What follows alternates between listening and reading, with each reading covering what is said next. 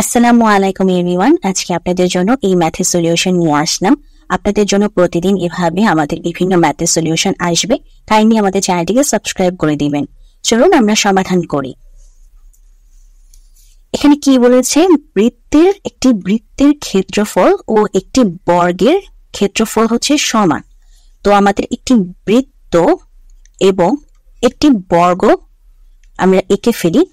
তো বৃত্তের ক্ষেত্রফলের সূত্র কি? আমরা বৃত্তের ক্ষেত্রফলের সূত্র জানি পাই আর স্কয়ার, রাইট?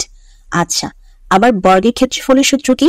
বর্গের ক্ষেত্রফলের সূত্র হচ্ছে আমাদের এ স্কয়ার। এখন তোমাদেরকে কি বলছে যে একটি বৃত্তের ক্ষেত্রফল ও একটি বর্গের ক্ষেত্রফল সমান হবে, অর্থাৎ শর্ত মতে আমরা বলতে পারি এ স্কয়ার ইকুয়ালস টু হচ্ছে আমাদের পাই আর স্কয়ার। আমাদের তো বলেই দিয়েছে। তো এর বদলে আমরা লিখতে পারি না A equals to root pi r square.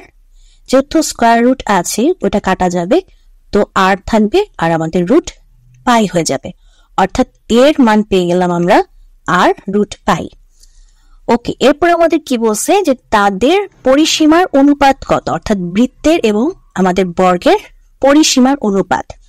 তো বৃত্তের পরিসীমা, বেসিক্যালি বৃত্তের পরিসীমা হচ্ছে আমাদের বৃত্তের পরিধিটা কি, মানে বৃত্তের পরিধিটাই হচ্ছে আমাদের বৃত্তের পরিসীমা। সো বৃত্তের পরিসীমার সূত্র কি? 2 পাই আর। আর বর্গের পরিসীমার সূত্র হচ্ছে আমাদের 4a। আর এর মান কিন্তু আমরা অলরেডি পেয়ে গেছি। তো এর 4 এর বদলে আমরা কিন্তু লিখতে পারি 4 আর রুট পাই, রাইট? আমরা কিন্তু লিখতে পারি।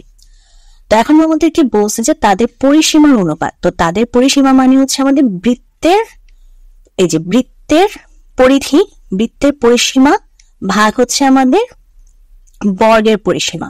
যেহেতু বৃত্তের কথাটা আগে এবং বর্গের কথাটা পরে, তাই যখন এরকম বলা থাকবে তাদের পরিসীমা অনুপাত কত, সেই ক্ষেত্রে যার কথা আগে থাকবে সে উপরে যাবে। তাহলে 2 পাই আর, আর নিচে হবে 4 আর রুট পাই।